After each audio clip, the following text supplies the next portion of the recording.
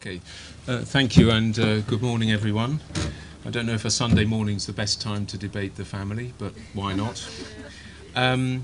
So that is the title of the talk, The Post-Nuclear Family Future, and what we're interested in today is discussing, well yes, the nature and the state of the family and the future of the family, particularly with respect to the fact that it seems we're living in an age in which the family is undergoing enormous changes in terms of, for example, the changes towards having families with parents of the same sex, different forms of adoption, and so on and so forth. And so that's what we're going to debate, and the format is that we'll have maybe 40 minutes of discussion here, and then about 20 minutes of questions and answers from the floor. And when we get there, I should say that the lights are shining on us, so you can see us, but we can't see you terribly well. So when you want to ask a question, do raise your hand. So just to introduce our speakers, our first speaker is going to be Henrietta Moore, who's a cultural theorist and social anthropologist based now at the University of Cambridge. On my left is Oliver James, a clinical psychologist and the best-selling author of well, I'm not sure if I'm allowed to say the word, anyway, they do something too. I think it's a reference to Philip Larkin. And Affluenza. He's also a Guardian columnist and a former advisor to Jack Straw. And on the far left, John Naish, who's the author of Enough and The Hypochondriac's Handbook, a medical correspondent for The Times. And he's currently researching a book entitled Speed, which he informs me is not about the drug, but maybe. So each of them is going to speak for about 3 minutes, addressing our question. Our first question for this morning: is the family essential to human well-being? So, Henrietta. Thank you very much. Morning, everyone. Being a parent is a challenge, and I don't think anyone's ever suggested that it was going to be easy.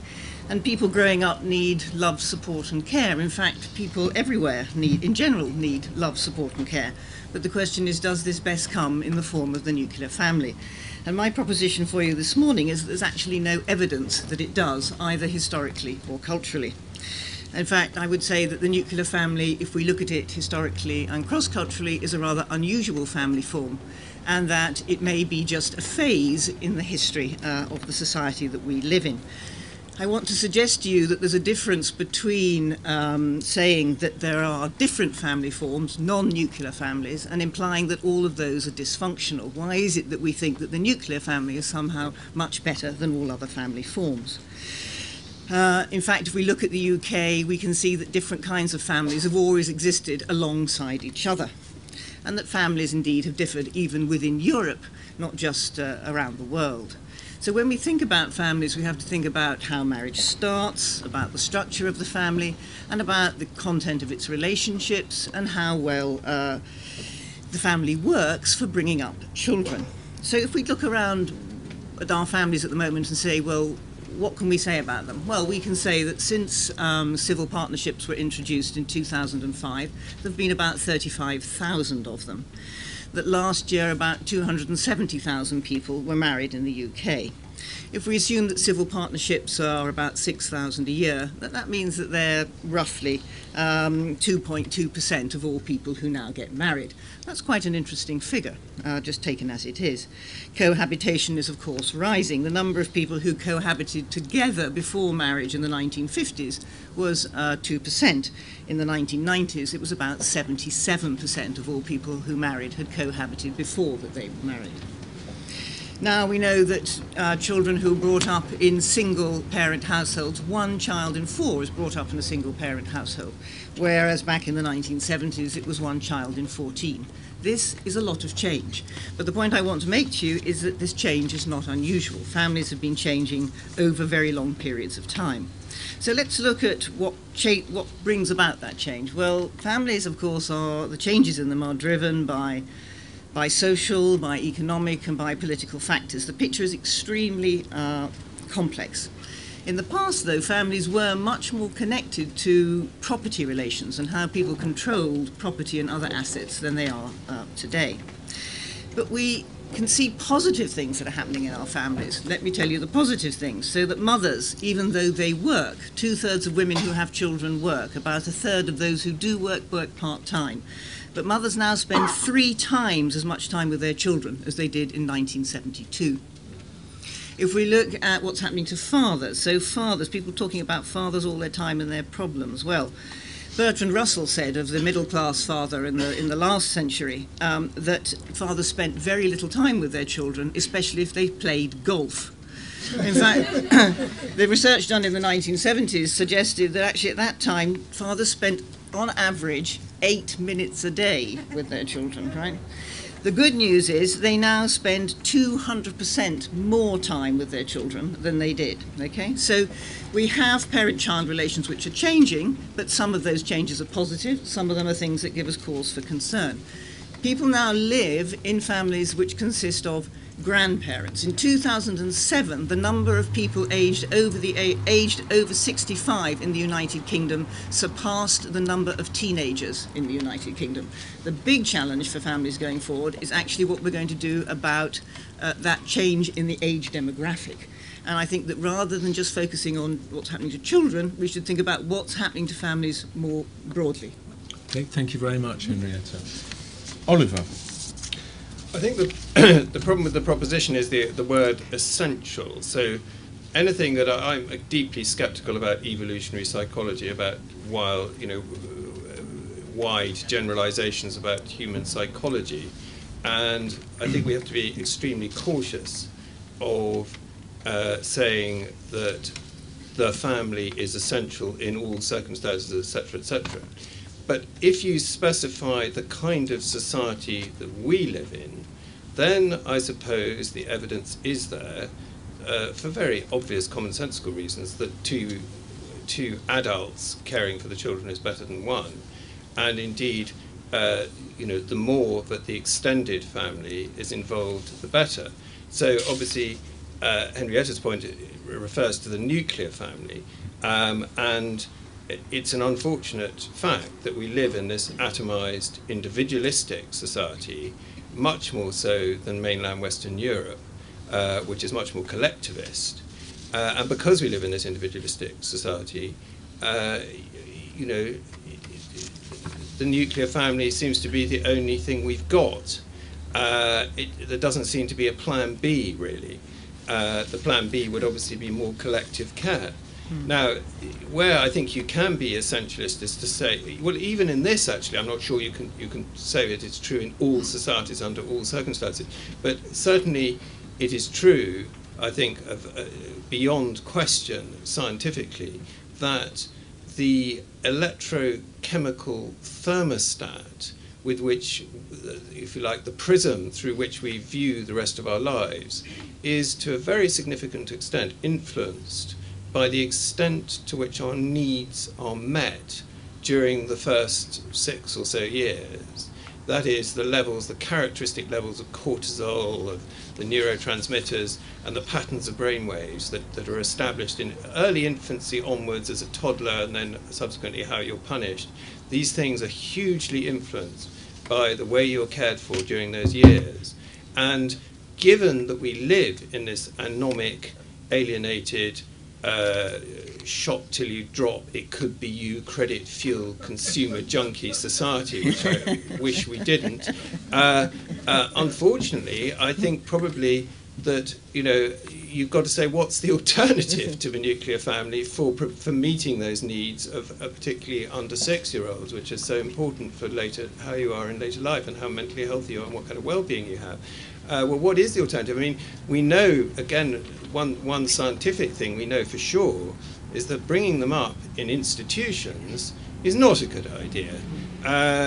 The evidence is really good now from particularly Romanian orphans that the worse you were maltreated before you were dumped in the orphanage in Romania, and then the longer you stayed in the orphanage and the less individual the care there, the worse will be your mental health many, many years later. And obviously it also depends then if you're then adopted by a nice middle-class couple in Surbiton. Obviously they can recover some of the damage, but actually very difficult. It seems you can recover. You can actually take a Romanian orphan who's really quite damaged at 3 or whatever, and manage to make them quite cognitively capable. But it's very, very difficult to make them very emotionally okay. So we know that sort of collective care where there's no individual attention is not a good idea.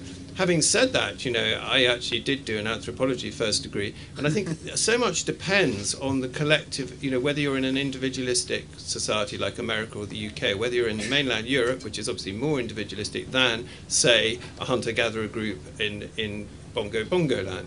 And when I did a little bit of ethnography, I did actually observe mothers and infants and in a small group in Ecuador. And what was fascinating was that it was a collectivist society. You were not being prepared to be this, to be Barack Obama or Tony Blair or anyone can be president type society. You were being prepared to live in a very collectivist society with minimal education, where you spent most of the time wandering around, not doing very much at all by our standards, but just sort of basically hanging out with everyone else. And you don't have to be wildly individual for that. So you don't need such individual care. And these people were not all screamingly mentally ill, and a lot of them had mainly been looked after by their sort of 5-year-old older sister. Not very well, frankly, by our standards, but they didn't, as far as I could tell. And indeed, the main causes of mental illness, if you go to the fundamentals, are industrialization and urbanization. Societies where they don't have those things, pre-industrial, rural societies, are much more mentally healthy than ours. So, that's why I say you've got to be very wary of essential or natural or anything being said to be genetic. But I would contend in our society, given that it's a society in which, in order to succeed, you have to be an individual and you have to try and be as much as possible like Alan Sugar, I guess, the nuclear family is probably the least worst. Thank you very much, Oliver. Glad I wasn't brought up to wish to be like Alan Sugar, but anyway, no comment. Yes, John. Nuclear family, essential. Well, I think one of the things we can look back through the history of our culture, back to the very early Christian era, is actually the nuclear family is an essential myth. We start the story of what a good family is like with the Jesus story, and that's a mother, a father, and a child. Now, actually, if you look at the Jesus story and the particular claims about how he was conceived, you didn't need the father there. But there is this model. Joseph had to be there. You needed a father, a son, to bring up a child. And that is our nuclear ideal, and it's been there throughout whatever we want. And myths are very interesting because they often bring us stuff which is important, and that's why it's enduring. But when you look back at the history of marriage and the nuclear family in Britain, as we just heard, it is largely mythical. Marriage rates are dropping, and we get these scare stories. There was one on the front page of The Guardian last week. It said marriage rates are as low as they've ever been for 100 years. Well, hang on. What was going on 100 years ago that marriage rates were so low? Because that was just before the First World War. Surely everybody was doing the right, proper thing. Well, actually, just before the First World War, people knew that conscription was coming, and they sent out all these investigators into the far-flung wilds of Britain, where government hadn't really run for a long time because government was very laissez-faire. And what they were finding, massive levels of children born out of wedlock, lots of children who were apparently the children of a mother and father, but in fact they were uncle's children, but they'd been collected in to fit in with this myth. And that's long been the way. At the moment, your average marriage, 50% of which end in divorce, according to the front page of the Sunday Telegraph today, lasts for 14 years. Only 14 years, your average marriage. Let's go back to the golden age of marriage as we see it, the Victorian era. Average length of marriage, 14 years. People died. Lots of women in childbirth, men out in the colonies. So there's this, but the myth has endured, and post-war it became real. you know, that world of Mad Men with the perfect Stepford wife going quietly mad on antidepressants, and the powerful husband drinking himself to death. You know, that's kind of the dark side, and we are picking that perfect image apart now. But the I'm home darling image was the thing that people actually lived up to. So 50s, 60s, 70s, you see rates of marriage which have never been seen before, and we probably won't see again. So that's one myth which might be useful. There is another myth, which is that idea that we're just on the brink of a crisis. So, because I'm in front of an educated audience, I'm sure a lot of people will know this quote, but I'll give it anyway. I can see no hope for the future of our people if they are dependent on the frivolous youth of today. For certainly all youth are reckless beyond words and impatient of restraint. That was a Greek poet called Hesiod in 8 BC. We have this idea that something terrible is about to happen with families, with young people, with all this awful stuff going on. So those are two myths. One thing which I didn't actually mention amongst my qualifications is I marry people. I marry people in a non-creed church called the Unitarian Church, which is a good philosopher's church because we believe in questions. We don't believe in answers. So life is a spiritual journey of asking things rather than going, I've got the answer, and if you're wrong, I'll set fire to you or something.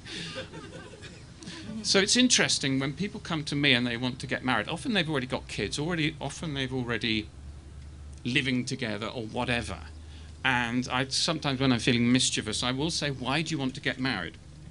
Worst answer on earth, because we love each other. Well, what happens when you wake up to this person in 3 years' time and you don't quite love them? What else have you got? The best answer, and I think the one that is wrapped up in this nuclear myth, is we are committed to each other. We want to be committed to each other. We want to commit to each other in a way that actually changes our relationship. Because I think commitment has a kind of quantum energy. If you actually nail yourself to somebody for the rest of your life, hopefully, you're going to have to get on with it. You're going to have to deal with all the problems which are inconvenient and you might otherwise walk out on.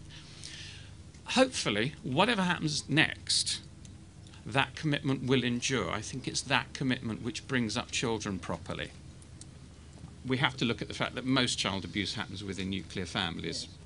Most domestic violence happens within nuclear families. So, you know, we need to be committed to do it right. I think we're about to go over a social event horizon where we will lose the nuclear family, and I think that's probably what we might go on to next. But I hope the commitment remains. Thank you very much, John. Thank you. Good. Okay, well, I'd like to open this up then for some debate here on the stage. And I'd like to start with Henrietta and ask you, I mean, you presented a very powerful case for the idea that there were, well, in line really with John, that the image of the nuclear family is a myth. And I guess there are two questions I'd like to ask then is, and this will be also a question for you, John, why does the myth endure? Because I don't think it can just be the story of Christ's birth. And secondly, are there any limits to the structure of the family? I mean, you present a very positive image of different forms of the family, but could it be, where would you like to see those limits? Are there any? I'm not sure about limits. I mean, I think for me it's not the family form that one should be focusing on, but the quality of the relationships within it. So I think John's point about commitment is interesting. I think there might be other kinds of things that we want to focus on. I mean, I think empathy is very important. I think the point that Oliver made is very important, is that it's true that from the point of view of how the kind of adults children will become, that early parenting makes a lot of difference, because that's when the question of learning how to manage your emotions and how to manage your relationships with other people is very important.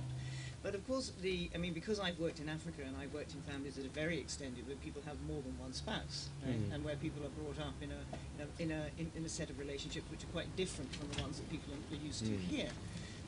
And what you see there is, as you do in every other society, lots and lots of very good parenting and very good relationships, and some bad ones, and some really awful ways of parenting. Just like here. Just like here. Yeah. I mean, and as I said at the beginning, that parenting's a challenge. What would you say to Oliver's point? Sorry. What would you say to Oliver's point that there's something nonetheless about our particular cultural setup where the values of the market are so prevalent, there's an atomised, individualised culture, that the nuclear family, nonetheless, for us here and now, has a particular role to play. How would you respond to that? Well, I think there are different ways of responding to that. I mean, first of all, travellers who came from Holland and Germany and Italy in the 16th century to England thought that the English were very strange. And the reason why they thought they were strange is because they had such a strange family form. Because at that time, they very often sent their children away, never to return. They moved them around. There was a lot of labour mobility, and people in the continent thought that we were, quite massively crazy. And one of the reasons why... Oh. Okay, hang on, we need to get you... All right, can you hear? I'll lean forward until somebody... Hang on, I'll move my chair forward, hang on. Right, can you hear that one? Yeah, sure? Okay. So I was just saying that even in the 16th century, people on the continent thought that the English family was very, very strange when they came to visit. And one of the reasons why it was so strange is because even then we had high levels of labour mobility and production for the market. So we weren't living in sort of fixed households collective households in the way that people were in Europe. So the market has always intervened in family forms. I mean, the great pressures that families are under, and will come under again, are going to be economic ones. That's going to be the result of the current crisis that we are that we're all in. But I think there is a problem as well about consumerism and the way it's affected our ideas about the family and our ideas about romantic love, and the way in which we now think that we can realise every aspiration we have in life through our romantic and intimate attachments. And of course, I just don't think this is possible. Can I then ask Oliver at this point whether you see the nuclear family as being a response to that kind of fantasy about the satisfaction of desire and plenitude, and so on? Do you see it as something which enables people better to learn their own limitations and to be more capable of accepting their limitations? No. I mean, my point always starts from meeting the needs of under 6-year-olds. That's the only thing I really care about in this life. And I think that's the whole foundation of the mental health of a society, and we need to have a society that puts that ahead of the profits of a tiny few. The issue of whether those needs are met by two people of the same sex, whether they're met by people, one of whom is not the biological parent of a child, I couldn't give a toss about that. I think that, Cameron is obviously hugely misguided in trying to make such a big fuss over the signing of some document that says you're married. If you look at the evidence, which I did in my book Britain on the Couch, actually, it is quite interesting that what happened really, I think, is that after the 1950s came the 1960s and so on, and there was a shift away from such a collectivist society. Authority became much less fixed. Class structures, for a period of time, sadly only a brief period of time, became less fixed. And clearly what did happen was that women's role totally changed. And with all those structures removed and all those restrictions and boundaries removed, people who had had difficult childhoods, who were measured as being neurotic, in inverted commas, but we use that as a catch-all term for people who were quite, emotionally vulnerable, when measured at age 16, then followed up much later, and this is more than one prospective longitudinal study, are indeed, much more likely to either not get married at all or get divorced later on. So, without wanting to kind of pathologise a whole great slice of the population, frankly, that is what I'm doing by saying that. And I'm afraid it is a fact that people who get divorced tend to be slightly more prone to depression, well, considerably more prone to depression, to anxiety, to personality disorder, to substance abuse, before they ever met their partner, and they tend to be attracted to other people like that themselves. Now, obviously, in a much more structured past, those people had to stick it out because of the social stigma and also the simple, actual financial impossibility of getting divorced. The key change in 1968 was making it possible to pay. The state started actually providing you with money to get divorced, whereas before nobody could afford to. So what happened was that a great slice of the population, of which there is always a great slice, of which I would count myself an example. I'm not remotely trying to be morally judgmental here. I'm quite an unstable person in many ways. Luckily so far I haven't got divorced, but I didn't get married, mind you, till I was 47, so I was well aware of the extreme dangers in my particular case. But my basic point is that you take away these structures, people who are quite unstable, of whom there always will be a significant proportion in the population because of the kind of childhoods they've had, are much more likely either not to get married at all or to get divorced. So now, where I suppose I sort of agree with Cameron is to say to people, look, and I think Henrietta's point is very well made. If you actually look at the evidence, in 1960, the proportion of women who were prepared to marry a man that they didn't love, if all other things or some other things were good about him, like that he had lots of money or that he had a good sense of humour, was 40%. That had dropped to only 10% by the 1980s. So women were suddenly looking for their marriage and their relationship to provide a whole lot of love, which women back in the 1950s, as per Mad Men, were not expecting. And that load that we now place on relationships to fill the void, so to speak, when we're not shopping till we drop, etc., is huge and far beyond, as anybody here who's been married knows, with no disrespect to my wife or the happiness of my marriage, but anybody who's been married knows that it's bloody difficult. Hell is other people. It's incredibly difficult to spend the rest of your life with somebody, and if you throw children into the equation, my God, how does anything? It's amazing there isn't a bigger divorce rate. People basically find it very difficult to be intimate and very, very difficult to share their lives with other people. It's just a horribly difficult thing to do. If you're forced to do it by social obligation, by religious laws, by social stigma, you could argue, the divorce rate amongst Muslims is, remarkably low. Arranged marriages, as Henrietta points out, if you look at anthropology and you look at history, the function of marriage was essentially to do with property. It was essentially an economic relationship to a very large degree. To make it all about love, and love is actually a euphemism for desire. Nearly everybody in this room who is married or has ever been married, think back to the very first time you met the person you married. What was, if you're a man, the first thing you noticed was the legs or something, other bits. And that is what made you move across the room to go and use your shut-up line. And as for the woman, whether you responded to a shut-up line, well, what the man looked like was pretty important. Whether he was a bit of a charmer was important.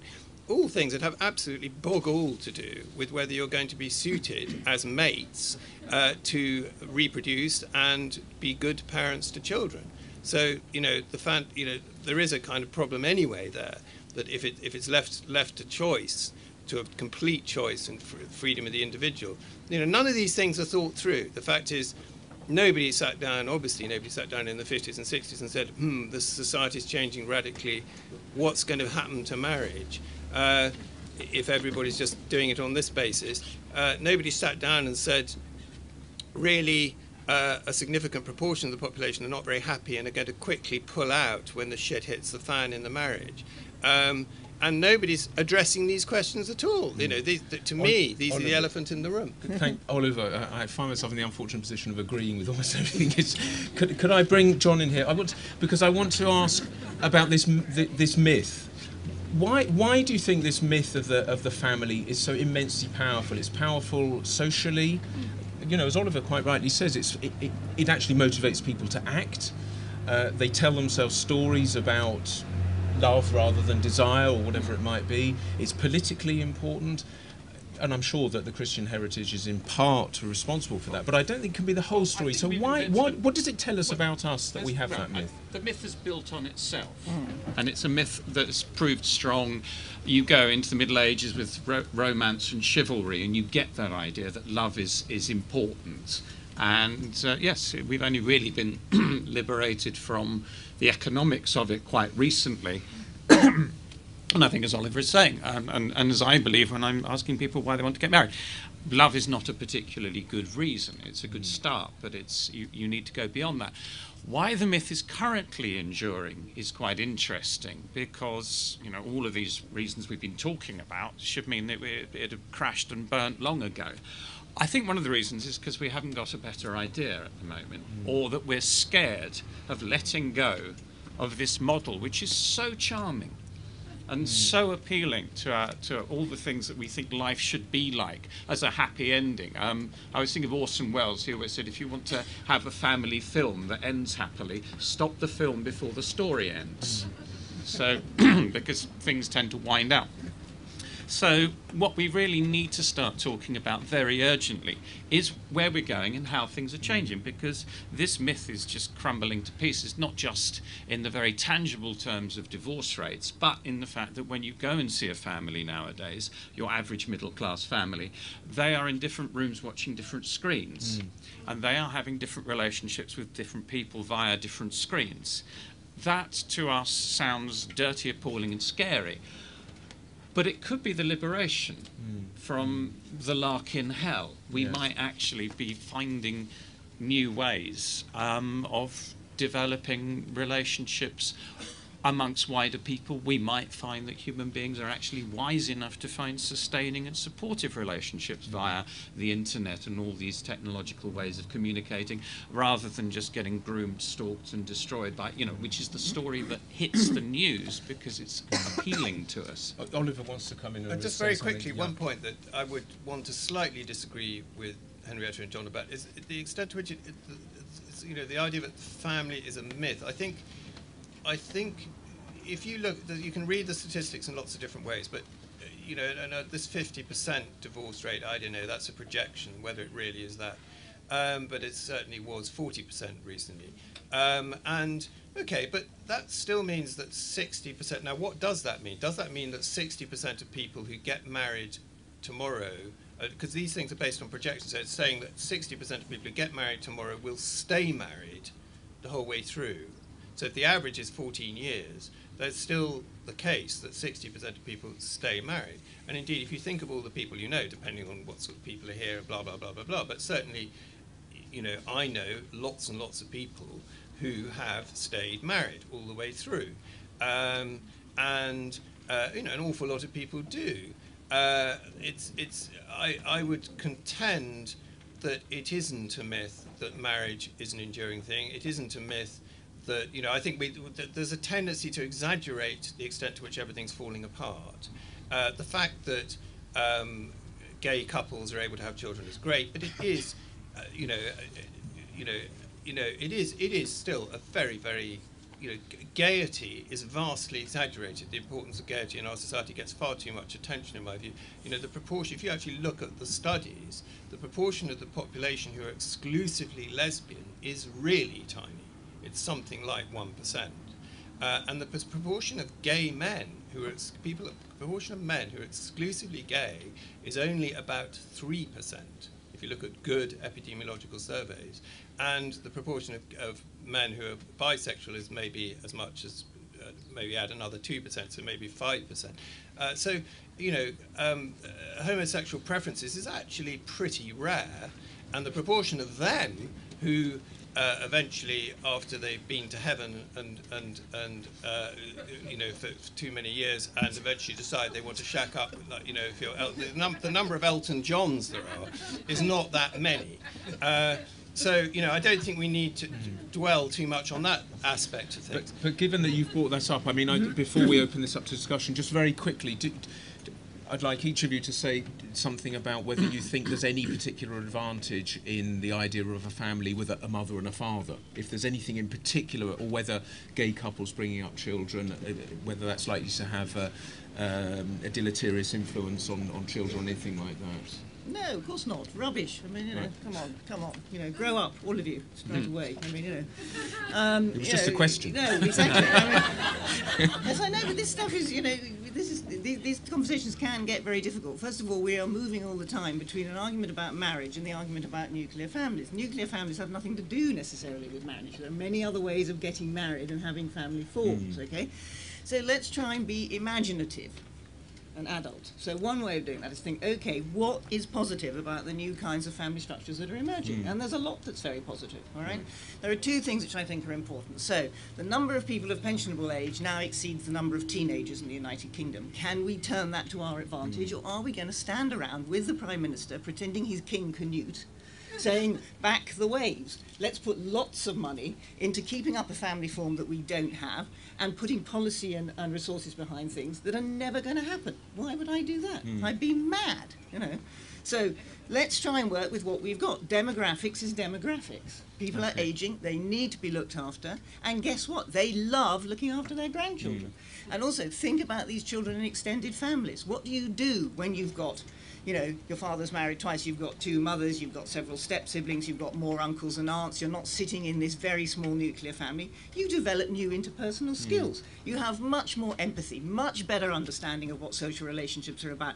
You're much more able to deal with the world. Now, what's important, as Oliver says, is how well you are looked after up to the age of 6. There is no dispute about that, because actually, all the stuff, the neuroscience, the chemical stuff, the biophysical stuff, is clear about that. But, you can be very well looked after by all kinds of people. Do you want to point to any grandparent in this room and say you would not be able to give your grandchild that kind of backup? I think that my question would be to Henrietta, what really interests me there, I think where the sharp end, that is a very tough question, is we all know that there's quite a few flaky people out there, of whom I would probably number myself as one of them. But luckily I've been able to afford to have lots of psychoanalysis and blah, blah, blah, blah, blah. But, what about that, though? That, there's a lot of Bridget Joneses out there, there's a lot of fairly feckless men out there, and as you agree with me, that it's really important if they reproduce that, they don't just run off and leave their children, and it is very upsetting for children when parents break up. There's no doubt about that. It is, but some of this is very difficult because, one of the things that we all know as parents is that you can't protect your children from heartbreak. Ever. And one of the things that children have to be able to deal with in life is the fact that life is often full of loss, of difficulty, of thwarting. So, obviously you don't want to then just break up relationships willy-nilly, but I don't think that very many people do that. And the fact that there are flakes out there in the world, well, I don't know what you do about flakes. But fortunately, flakes aren't the majority of the population. I mean, they are, a relatively small number. Well, no, it's not. It's a significant proportion. I mean, UK. in the well, UK. I can't help that the UK is full of nutters. We'll be taking In a the poll UK. at the end of this. You will have to sign whether you consider yourself a Can I flake. just- or can I not. just- Can I be absolutely clear? This is really a factual matter. There have been 3 ONS large nationwide representative samples, and each time they've come up with the magic figure of 23% of Britons at any one time are suffering from a mental illness, and that's just the ones who actually qualify for a mental illness. You can double that if you change the criteria and make them slightly looser. I'd like to bring John in. Yeah. I have to quote one of Freud's great followers, who was a Jewish New York psychotherapist, who said, statistically speaking, everybody is batshit crazy. Yeah. So that's the human. That is the human condition, and we have to deal with that. Just a little story from me growing up in middle-class mock Tudor hell in the 1960s or 70s. A bunch of names were read out at my school. I was one of them. We were all put into a room, and somebody came and started ticking us off and asking us things. It turned out we were the 8 children in the school who were of single-parent families.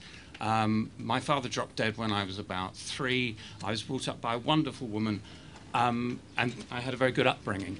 What did haunt me, and I think haunted my friends of divorced parents and things like that, was the stigma and the way that people treated you and your parents if you were from single parent families. And I think that had an effect. So if you can just take that out and help children to feel loved no matter what their parental situation, no matter what their family is, then I think you're giving them a very good start in life, because none of what their parents do is their fault. So I think we have to take that and not just blame parents.